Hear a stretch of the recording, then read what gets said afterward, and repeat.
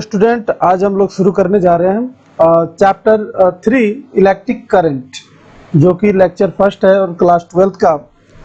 सबसे पहले हम समझेंगे कि इलेक्ट्रिक करंट होता क्या है और ये किस तरीके से बिहेव करता है, इसकी प्रॉपर्टी क्या है। तो सबसे पहले हम आपको बता दें, पिछले चैप्टर में जो हम लोगों ने पढ़ा है इलेक्ट्रोस्टैटिक्स में, तो हमने ये सीखा था जैसे कि मान लीजिए एक हमारे पास इस तरीके से एक मेटल का रॉड है जिसका कुछ ना कुछ एरिया ऑफ क्रॉस सेक्शन भी होगा, चाहे हम यहाँ ए ले सकते हैं। ठीक है, एरिया ऑफ क्रॉस सेक्शन ये रहा हमारा हाई पोटेंशियल का पॉइंट, इसको रखते हैं, इसको लो पोटेंशियल का पॉइंट। यहाँ पे हम बात करेंगे कि यहाँ पे क्या होता है, किसी भी मेटल में क्या होता है, सो मेनी इलेक्ट्रॉन्स होता है, जैसे कि हम यहाँ पे दिखा रहे हैं, यहाँ पे इलेक्ट्रॉन्स है और इलेक्ट्रॉन्स नेगेटिव चार्ज होता है।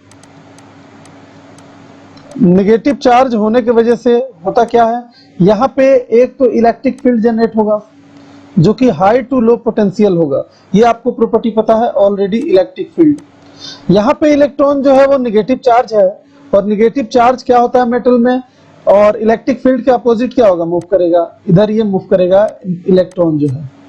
अगर कोई पूछता है करंट का डायरेक्शन किधर होगा, तो करंट का डायरेक्शन ऑब्वियसली हम कह सकते हैं कि ये पॉजिटिव चार्ज की तरफ मूव कर रहा है, और अगर नेगेटिव चार्ज किधर मूव करता है तो अपोजिट टू करंट, यानी कि समझ में आ रहा है कि पॉजिटिव डायरेक्शन में करंट मूव कर रहा है। यहाँ पे क्या होता है कि अगर मान लीजिए हमने यूनिट क्रॉस सेक्शन लिया किसी टाइम पे, यहाँ से यूनिट क्रॉस सेक्शनल एरिया से जितना amount of charge unit time में पास हो जाता है वही यहाँ का करंट होता है। तो चलिए अब इसका डेफिनेशन हम लोग लिखते हैं। तो हम क्या लिख सकते हैं कि the flow of electric charge, लिखते जाइए, the flow of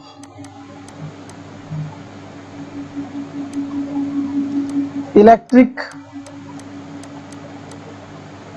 charge through a conductor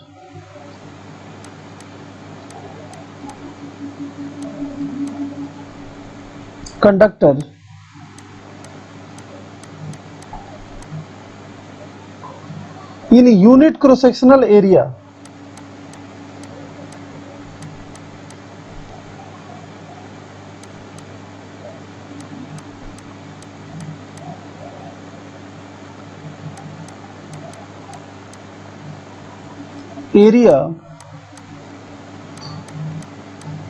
per unit time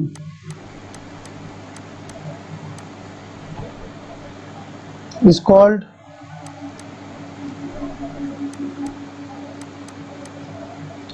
electric current.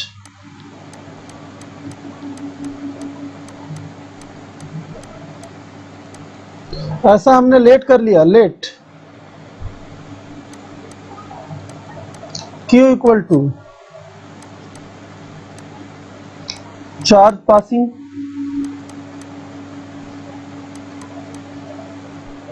In cross sectional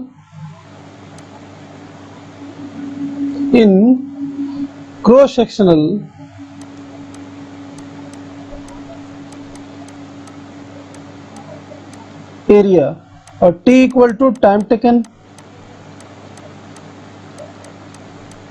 तो यहां से अगर करंट की बात करें I इक्वल टू, तो Q अपॉन T हम यहाँ पे लिख सकते हैं, जो कि आप क्लास 10th में पढ़ के आए हैं। ये तो रहा क्लास 10 तक के बेस पे डेफिनेशन। अब हम इसमें कुछ बातें जैसे कि एवरेज करंट की बात करेंगे। अब एवरेज करंट क्या होता है, तो देखिए हम यहाँ लिख सकते हैं एवरेज करंट है, तो सेम डेफिनेशन आप यहाँ पर भी दिखा सकते हैं कि हम एवरेज करंट शॉर्ट में एवी से रिप्रेजेंट कर दे रहा है। एवरेज करंट के लिए यहाँ क्या करेंगे, हमने मान लिया डेल्टा Q इक्वल टू क्या लिख देंगे, amount of passing charge in time dt, amount of passing charge in time delta T. तो आई एवरेज हम यहां से क्या लिख सकते हैं, delta Q upon delta T, यही हो गया। इसमें एक वर्ड और आता है जिसको बोलते हैं हम लोग इंस्टेंटेनियस करंट। तो इंस्टेंटेनियस करंट के बारे में हम क्या जानते हैं, यहाँ देखिए हेडिंग डाल दीजिए इंस्टेंटेनियस करंट।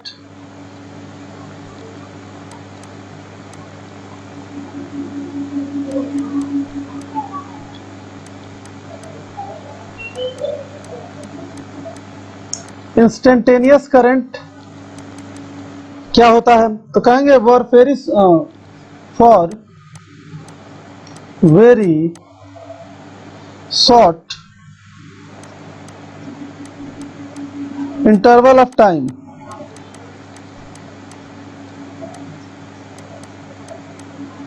अगर टाइम को काफी कम कर दें यानी कि 0 से 10, तो ये कैलकुलस कहता है इसका कि हम इसको लिख सकते हैं dq अपॉन dt। यह इंस्टेंटेनियस करंट लिखने का तरीका है। ये देखिए बहुत मुश्किल नहीं है, जो हम 10th में पढ़ के आए हैं वही हम रिपीट कर रहे हैं, लेकिन थोड़ा सा इसमें मैथमेटिकली टूल्स जो है बढ़ रहे हैं। चलिए आगे हम देखते हैं अगले पॉइंट पे। अगर हम बात करें इसके कंसेप्ट की, तो कंसेप्ट में हम क्या लिखेंगे, कहेंगे current is a scalar quantity. ये साफ दिखाई दे रहा है, हम लिखेंगे current is a scalar quantity.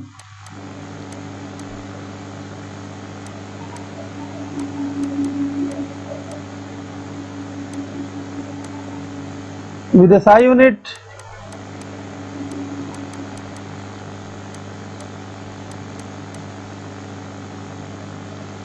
Coulomb per second, और इसको एम्पियर भी बोला जाता है, कैपिटल ए से भी लिख देते हैं। यहाँ के बाद हम डायरेक्शन ऑफ करंट पे डिस्कस कर लेते हैं। अगर नोट्स में कई बार बच्चे कंफ्यूज हो जाते हैं कि इसका डायरेक्शन किधर है, तो हमने साफ यहाँ पे बोला था कि करंट का जो डायरेक्शन है वो किधर होता है, तो हाई टू लो पोटेंशियल, यानी कि इलेक्ट्रिक फील्ड जिधर है। और एक चीज और कह सकते हैं कि जिधर पॉजिटिव चार्ज मूव करता है, तो आइए इस प्रॉपर्टी को हम लोग लिख देते हैं यहाँ पे। कहेंगे डायरेक्शन ऑफ चार्ज, यहाँ पे हेडिंग कर दे रहे हैं डायरेक्शन ऑफ करंट लिख दे रहे हैं, direction of current.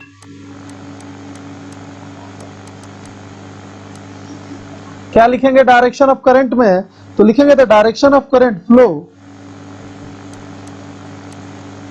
The direction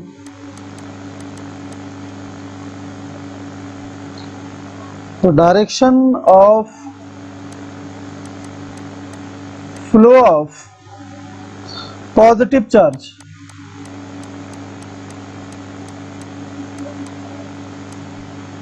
flow of positive charge and opposite to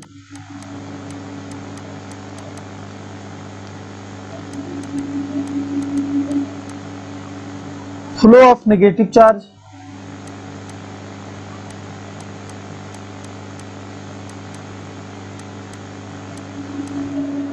उम्मीद करते हैं ये पॉइंट आपको समझ में आ गया होगा।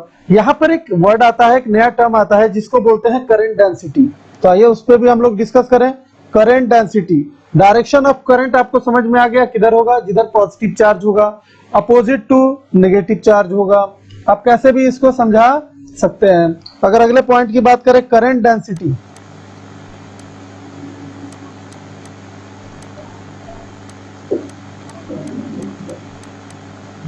इसको J से रिप्रेजेंट करते हैं।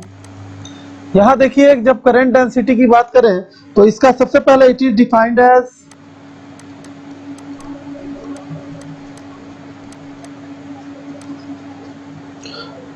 Current per unit area.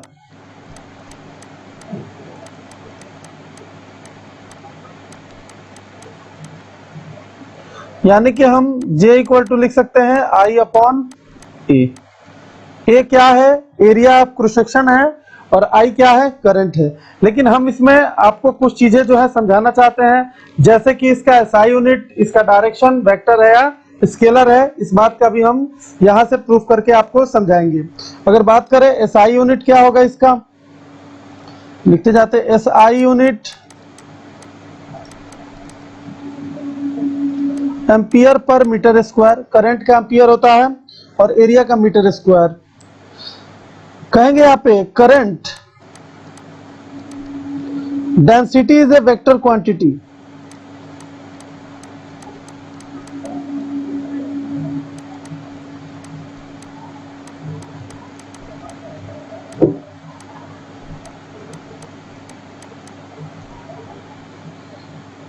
directed along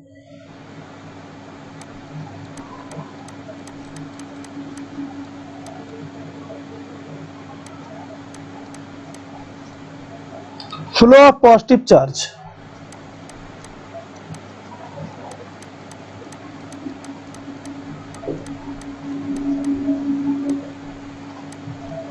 flow of positive charge. अगर हमारे पास मान लीजिए एक वायर है, जैसे हम यहाँ पे दिखाना चाहते हैं, हमारे पास एक वायर है, ये हमने यहाँ पे एक क्रॉस सेक्शनल एरिया को कट किया, यहाँ पे ये रहा। इस क्रॉस सेक्शनल एरिया का डायरेक्शन इधर है। करंट तो इसमें आई फ्लो हो रहा है। अगर ये एंगल थीटा, इसका एक कंपोनेंट का है तो ए कॉस थीटा, करंट आई, तो जे इक्वल टू क्या होता है, आई अपॉन ए, और ए के जगह पे क्या लिख सकते हैं, ए कॉस थीटा, तो ये हो गया जे, और आई इक्वल टू हम क्या लिख देंगे, I equal to j a cos theta. तो इस तरीके से आई इक्वल टू, ऐसा नहीं लग रहा है कि जे वेक्टर और एरिया वेक्टर का ये डॉट है, तो इससे साफ पता चल रहा है कि एक वेक्टर क्वांटिटी है। ठीक है, नॉर्मल सा। अब हम बात करेंगे कुछ कंसेप्ट की, और यहाँ पे ड्रॉ करके आपको ग्राफिकली रिप्रेजेंट करके आपको दिखाएंगे हम। देखिए जैसे कि यहाँ पे क्वेश्चन है, सबसे पहले यहाँ पे कंसेप्ट में बात करेंगे हम। बात करेंगे इन चार्ज टाइम ग्राफ।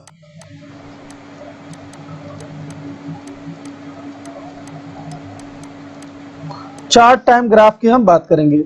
अगर कहें हमारे पास ये एक्सिस है, जैसे कि हम यहाँ पे एक एक्सिस ले लिए, और यहाँ पे कोई भी हमारे पास एक कर्व है, ठीक है, जो कि एक साइड में करंट को रिप्रेजेंट करता है, तो हम कह सकते हैं कि हम इधर जो है करंट यानी कि आई लेना चाहते हैं, और इधर टाइम टी लेना चाहते हैं। ठीक है, अगर हमारे पास मान लीजिए कि कोई कर्व है इस तरीके से, हम कहेंगे यहाँ पे T1 और यहाँ पे T2। करंट का भी लेवल अलग अलग होता है, तो यहाँ पर हम क्या लिखेंगे, अगर यहाँ करंट की बात करें इस पॉइंट का, तो कहेंगे टाइम T1 जब लगा होगा करंट I1 रहा होगा, जब टाइम T2 हो गया तो करंट I2 हो गया। और इस तरीके से यहाँ पर अगर दिखा दें तो हमें क्या मिल रहा है, एक ट्रायंगल बनते हुए यहाँ पे दिखाई दे रहा है। ठीक है, इस ट्रायंगल का हम tan थीटा निकाल के देखते हैं, यानी कि स्लोप क्या मिल रहा है। ठीक है, तो इन चार टाइम ग्राफ, ये सेकेंड लाइन हो गया ना, तो लिखेंगे slope of second line. The slope of second line, सबसे पहले थीटा निकालते हैं, तो यहाँ क्या होगा देखिए, अगर y में यानी I1 I2 में, तो I2 माइनस I1, और यहाँ T2 माइनस T1। ठीक है, सॉरी यहाँ पे चार टाइम ग्राफ लिए हैं तो Q लेंगे ना, तो इधर भी हमें Q1 लेना पड़ेगा, Q2 लेना पड़ेगा। ठीक है, थोड़ा सा गलती हो गया, Q2 माइनस Q1। ठीक है, क्या हेडिंग डाले हैं, इन चार टाइम ग्राफ। ठीक है, ठीक है।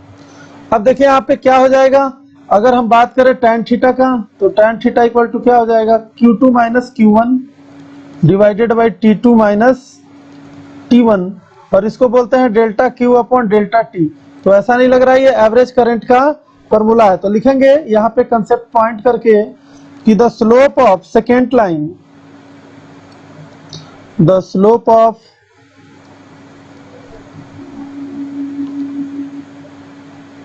second line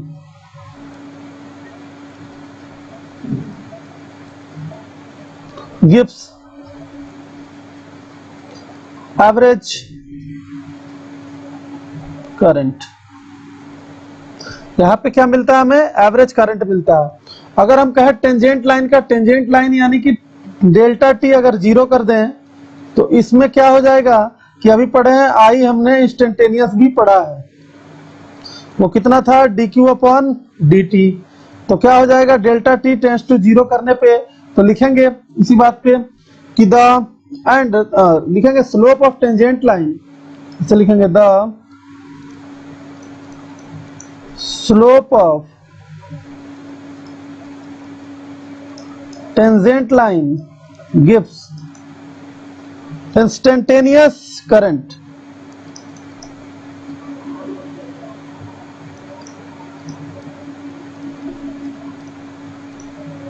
टेनियस current. ये हमारे पास एक बहुत बढ़िया सा कंसेप्ट था जो कि हमने आपको बताया। आगे बढ़ते हैं। यहाँ पे इसी में अगर करंट टाइम ग्राफ की बात किया जाए, अभी कहेंगे इन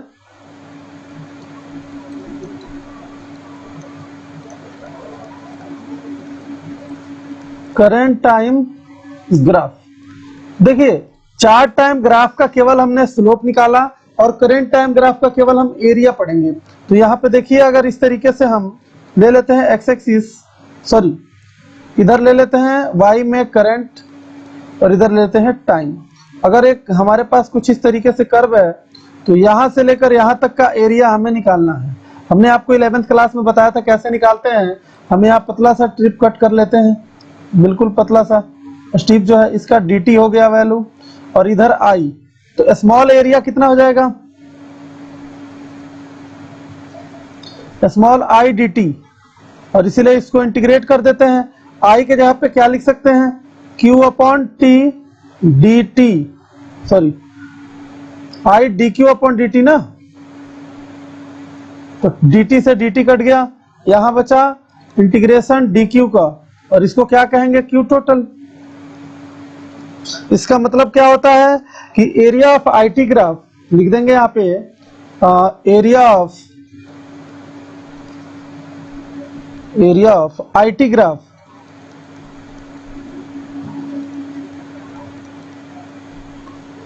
gives total charge passing through it.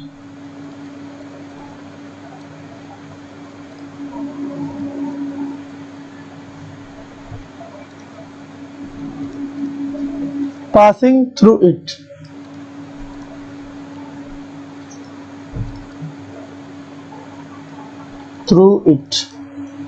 उम्मीद करते हैं आपको ये कंसेप्ट समझ में आ गया। हमने ये सोचा है कि जितना भी कंसेप्ट बताया जाए उसी से रिलेटेड आपको क्वेश्चन भी समझाया जाए। ठीक है, तो आइए हम क्वेश्चन पे चलते हैं, और यहाँ पे जो भी समझाया गया उसी से रिलेटेड क्वेश्चन भी आपके सामने रखा जाएगा। चलिए आइए देखते हैं। पहला क्वेश्चन आपके सामने कुछ इस तरीके से है।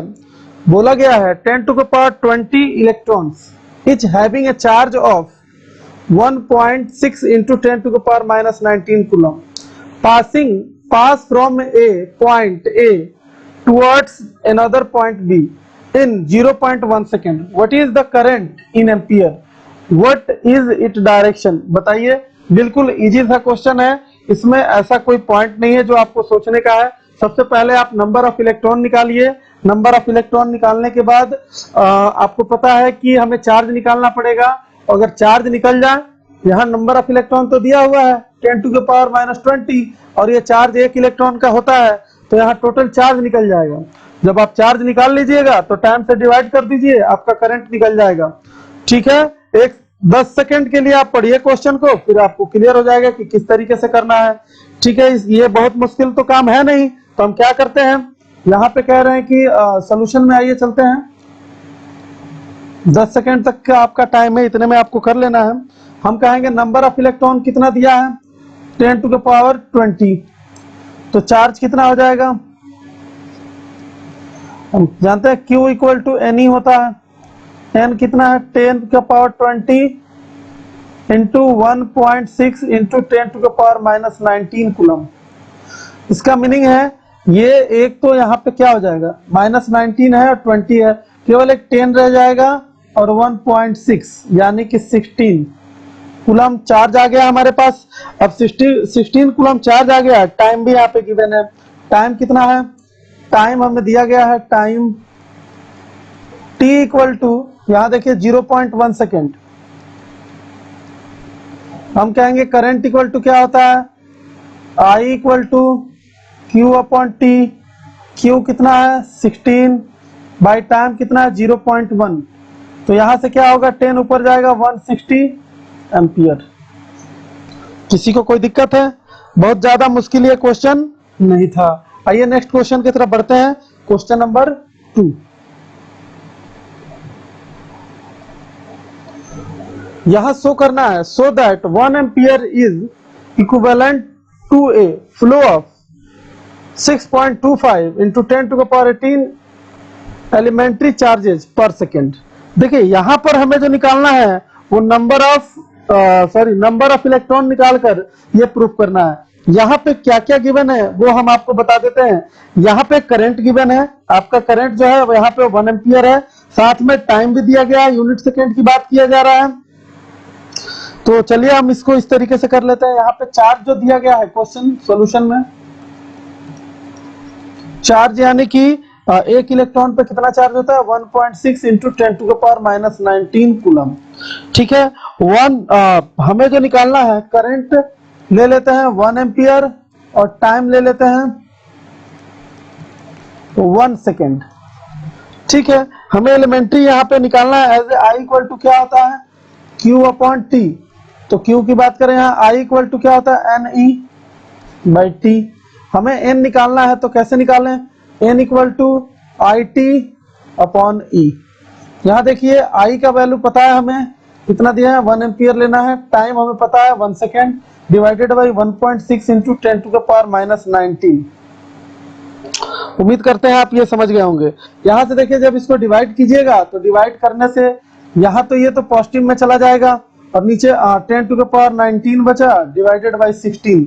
अगर हम क्या करें यहाँ से 2 0 को अगर यहाँ पे 100 कर देते हैं, 100 इंटू 10 टू द पावर कितना 17 हो जाएगा डिवाइडेड बाई 16। तो आप इसको सॉल्व कर सकते हैं। देखिए 100 अपॉन 16 कहिएगा 4 से 4 बार में 25 बार में काटिए इसको, 4 6 जा 1 आएगा, 4 2 जा 4 5 जा, ये कितना आ गया 6.25 10 टू द पावर 17। शायद इतना ही इलेक्ट्रॉन यहाँ पे दिखाया गया है कि हमें प्रूफ करना है 6.2। सॉरी एक चीज और गलत हुआ है, यहाँ वाला जो 1.6 है ये यहाँ 16 तो लिख दिए हैं लेकिन इसका पावर ऊपर नहीं लेके गए हैं जो कि 10 रह गया, तो यहाँ पर भी 10 प्रोडक्ट हो जाएगा और यहाँ पे वो पावर 18 आ जाएगा। उम्मीद करते हैं आपको ये क्वेश्चन समझ में आ गया होगा। आगे बढ़ते हैं हम नेक्स्ट क्वेश्चन की तरफ। क्वेश्चन नंबर 3,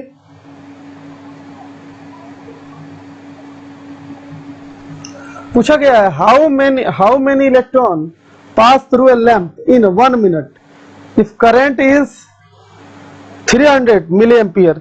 देखिए यहाँ पे हमें जो टाइम दिया गया है 1 मिनट दिया गया है, बाकी करंट एम्पियर में मिली एम्पियर में दिया है तो उसे एम्पियर में चेंज कर लेंगे। तो सोल्यूशन में हम क्या लिख सकते हैं, कहेंगे टाइम इक्वल टू 60 सेकेंड, सीधे लिख दें time t equal to 60 second. I equal to क्या है 300 मिली एम्पियर।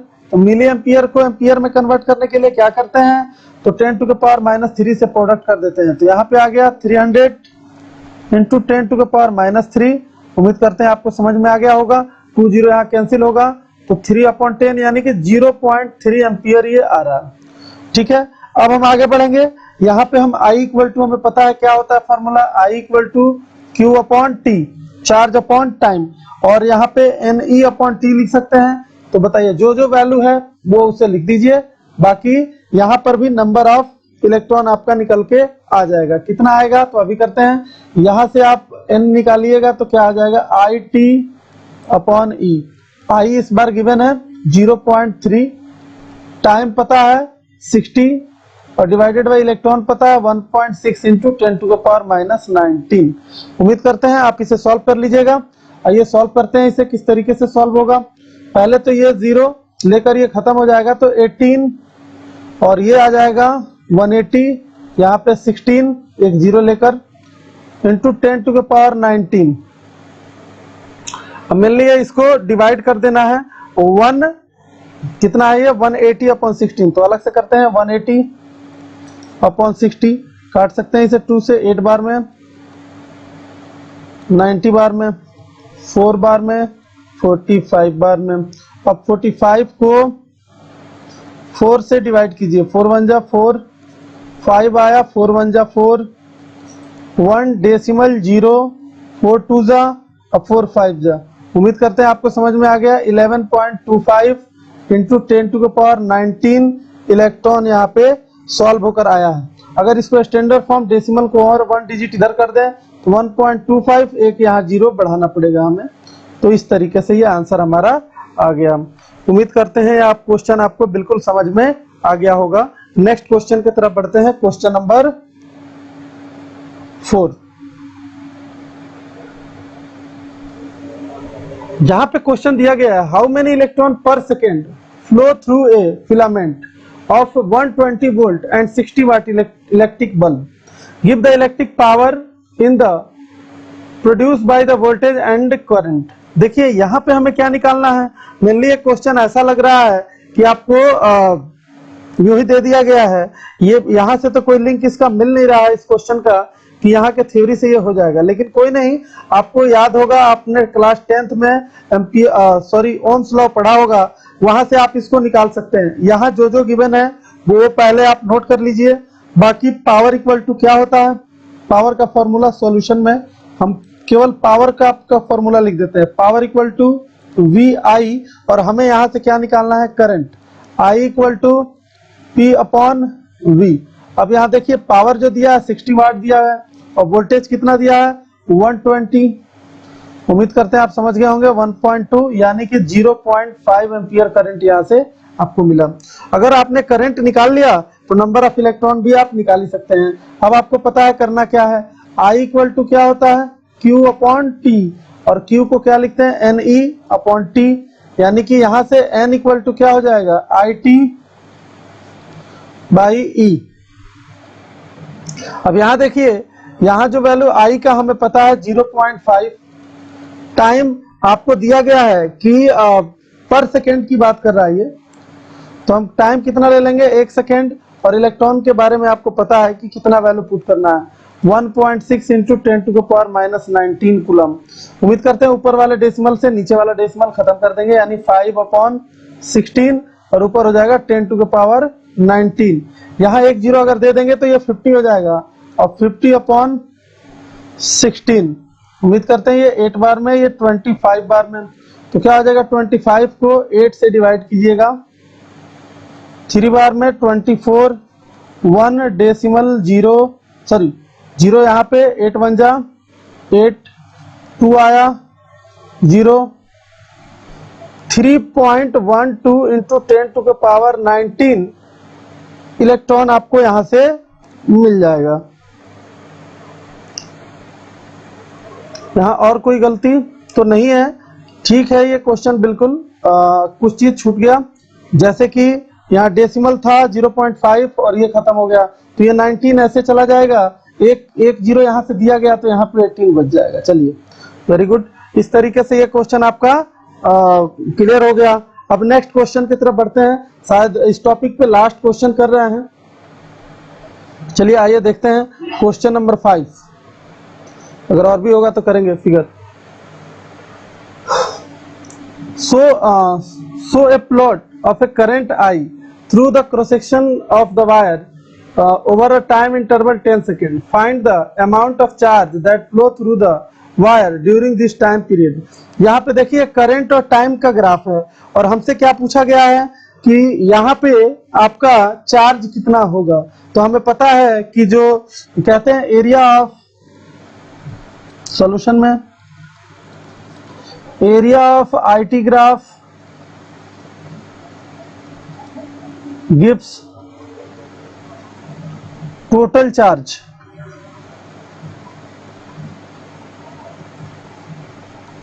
ठीक है, जब टोटल चार्ज ही देता है तो हम क्या करेंगे, एरिया निकाल लेंगे।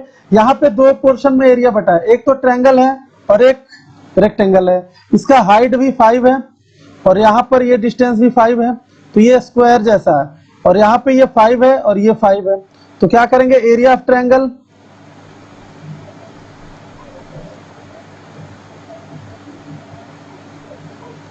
Plus area of square.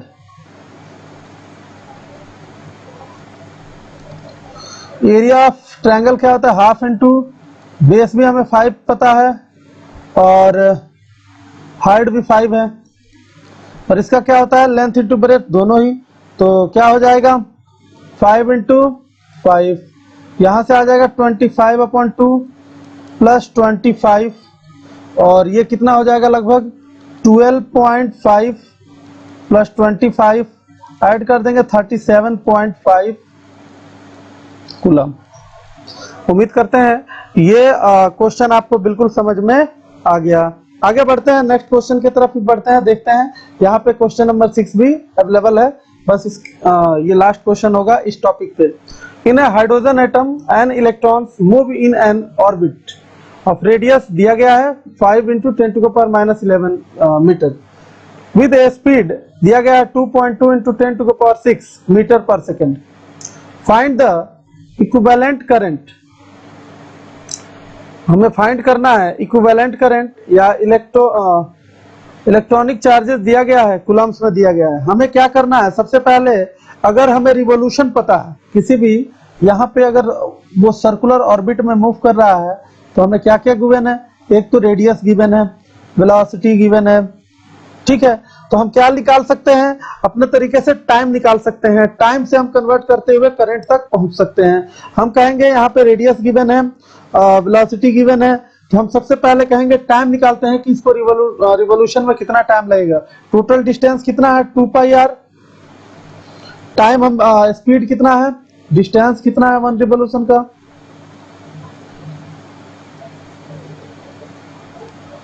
One revolution की बात करें हम,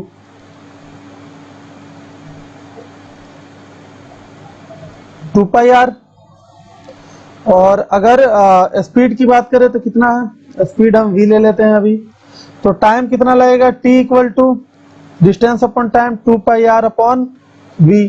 अब देखिए यहाँ पे क्या क्या गिवन है, उस वैल्यू को हमें पुट करना है। 2 पाई रहने देते हैं, r का वैल्यू गिवन है हमें कितना दिया है, तो 5 × 10⁻11, 5 × 10⁻11 डिवाइडेड बाई वेलोसिटी गिवन है कितना है 2.2 10⁶। अब इसे सॉल्व करके यहां से हमें तो क्या निकालना है, हमें मेनली करंट निकालना है। अगर टाइम निकल गया तो टाइम निकल के हम क्या निकाल सकते हैं, यहां से टाइम निकल गया तो चार्ज भी दिया हुआ है, चार्ज कितना है, तो इलेक्ट्रॉनिक चार्जेस दिया गया है, तो हम क्या करेंगे यहां से चार्ज भी निकाल लेंगे। तो यहां से करंट इक्वल टू क्या हो जाएगा, I = Q/T, ठीक है। जब Q हमें इलेक्ट्रॉन के ही बराबर है, यानी 1.6 × 10⁻19, वेलोसिटी यहां से रख देते हैं हम, जो वैल्यू यहाँ पे दिया गया है, तो लिख देते हैं कितना आ जाएगा 2 पाई 5 × 10⁻11 डिवाइडेड बाई 2.2 × 10⁶। ये सभी वैल्यू को हम लगा के इसको सॉल्व करते हैं, देखते हैं कितना आता है। तो यहाँ पे देखिए, यहाँ पे लगभग आ जाएगा 1.6 × 10⁻19 इंटू 2.2 × 10⁶ डिवाइडेड बाई 2 पाई × 5 × 10⁻11। उम्मीद करते हैं यहाँ तक आपको समझ में आ गया होगा। बाकी इसको सॉल्व करना है आपको, तो इसकी जितनी वैल्यू है, जैसे 1.6 एक साथ, 2.2 एक साथ, डिवाइडेड बाई 2, इसको लिख सकते हैं 3.14, और यहाँ पे 5, यहाँ पे टोटल पावर 6 अगर बैलेंस कर दीजिएगा तो कितना आ जाएगा, माइनस कर दीजिएगा 9, तो यहाँ आ जाएगा 13, और 11 माइनस कर दीजिएगा तो कितना आ जाएगा, 11 माइनस करने से आ जाएगा आपका लगभग यहाँ पे आ जाएगा -2, तो यहाँ पे 10⁻⁻2 आ गया आपका। तो इस तरीके से ये फाइनल आंसर अगर आप इसको सॉल्व करेंगे तो वहां पर 1.123 × 10⁻³ एम्पियर आपका आंसर आ जाएगा। ये लेक्चर बस यहीं तक, अगले लेक्चर में इसके आगे बढ़ेंगे। अगर आपको ये वीडियो पसंद आया, अच्छा लगा, तो इसको लाइक कीजिए, सब्सक्राइब कीजिए और अपने दोस्तों में शेयर कीजिए।